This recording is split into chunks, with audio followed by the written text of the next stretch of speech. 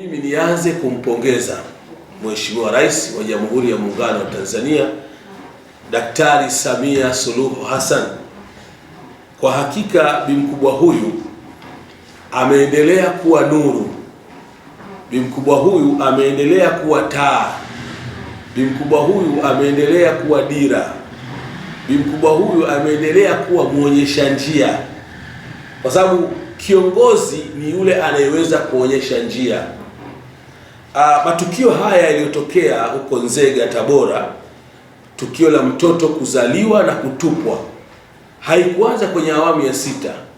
Ni matukio yamekuwepo toka awamu ya Mwalimu, Mzee Nyerere, akaja Mzee Mkapa, Mzee Mwinyi, akaja Mzee Mkapa, akaja Mzee Jakaya, akaja Mzee Magufuli, na sasa ni yeye Daktari Samia Suluhu Hassan.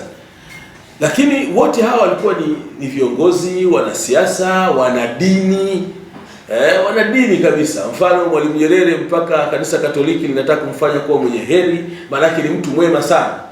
Mzee Ali Hassan Mwinyi ni shekhe kabisa, amesomea dini. Yaani tumepata viongozi katika nchi hii wana alaka kubwa na dini, lakini hawakufikia, yaani Mungu hakuwawafikia. Maana kuna vitu vingine ni riziki, ni bahati ya mtu, au ni namna Mungu alivyomuumba mtu. Kwa hiyo Dr. Samia, limetokea tukio ndani ya utawala wake, kawaonyesha Watanzania namna bora ya kuishi, namna bora ya kiongozi. Mtoto katupwa, hajulikani mama yake, hajulikani baba yake.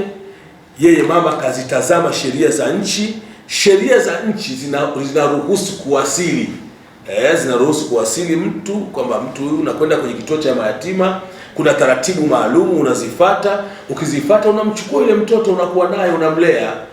Na katika Uislamu tumeambiwa innamal a'malu binniyati, kila jambo linaenda kwa nia. Nia ya mama sio kumdhulumu yule mtoto au kumtoa kwenye familia yake. Nia yake sasa huyu mtoto alelewe na aleleke. Sasa tunajiuliza, kwani jambo hili ni jipya kwenye historia ya dini zetu? Sisi katika Uislamu ukisoma vizuri ni suratul Qasas, ni sura ya 28 aya ya 9. Mwenyezi Mungu anasema, waqalat imra'atu fir'aun qurratu ayni li walaka la taqtuluhu asa an yanfa'ana au nattakhidhahu walada.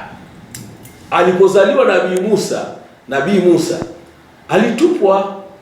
Maana kulikuwa kuna amri wakati ule wa Firaun, kwa mujibu wa tarehe ya Kiislamu, kwamba mtoto yote wa kiume atakayezaliwa achinjwe, kwa sababu Firaun kishapata taarifa, Farao alipata taarifa kwamba utawala wako utapinduliwa na atakayeupindua ni mtu mwanaume. Kwa akaweka utaratibu wa kudhibiti mimba zinafuatiliwa. Kwa mama yake Musa ni historia kubwa ndani ya Qur'ani, imeelezwa vizuri sana. Mama yake Musa alikuwa ndugu yake, ni mke wa Nabiiullah, ni mke wa Farao, anaitwa Asia binti Muzaham. Mke wa Firaun anaitwa Asia binti Muzaham. Mama huyu mpaka Qur'ani imeelezea namna Mungu alivyompenda, na siku ya Kiyama mama huyu peponi atajengewa palace la vioo vitupu. Jambo hili si jambo geni, ni jambo linafahamika. Watanzania ni waombe tuungane kumuomba Mungu atulindie rais wetu. Mungu ampe umri mrefu, kwa sababu ni rais anatuonyesha vitu kwa vitendo. Lakini wanazuoni wa Kiislamu, mfano Ibn Taymiyyah, yeye amesema kafalatul yatim min a'zam a'mali albirri wal ihsan. Mtu kumlea mtoto, kukaa na mtoto ambaye sio na wazazi, anasema min a'zam a'mali albirri, ni katika matendo makubwa ya wema na ihsan.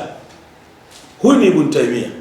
Lakini ukienda kwa Ibn Qayyim al-Jawzi, yeye anasema al-ihsan al-yatim wa ri'ayatuhu min akhlaqi al-anbiya.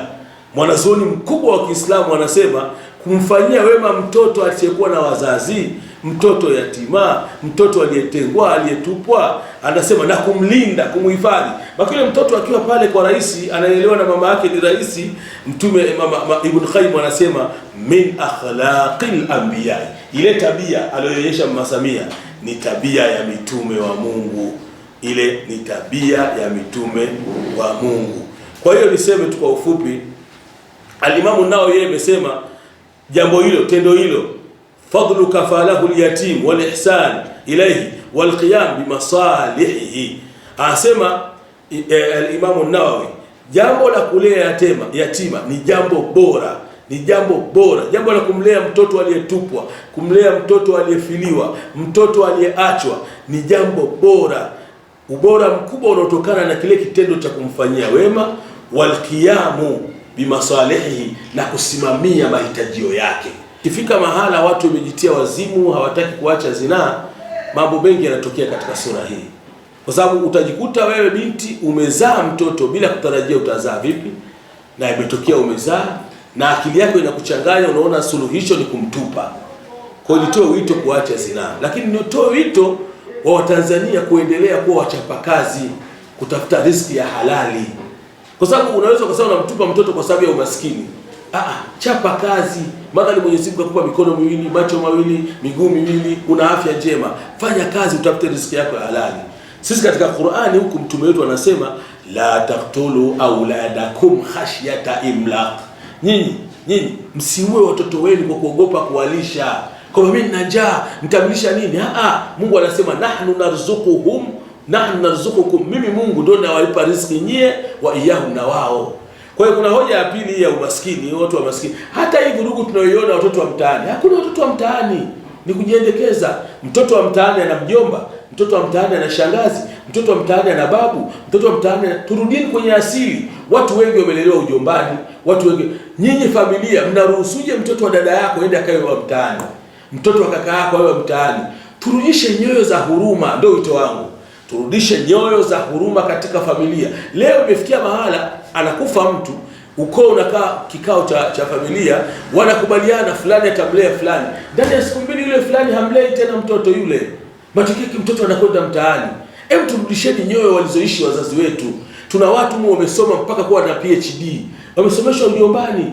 Amesoma mpaka kuwa na PhD, kasomeshwa na babu. Amesoma mpaka kuwa na PhD, kasomeshwa na shangazi, mama mdogo. Kwa hiyo turudisheni maadili ya kupendana, kwamba mtoto wa dada yako ana ujauzito, msaidie. Mtoto wa kaka yako ana ujauzito, msaidie. Suluhisho sio kumtupa mtoto, lakini kazi kubwa pia tusomeshe watoto.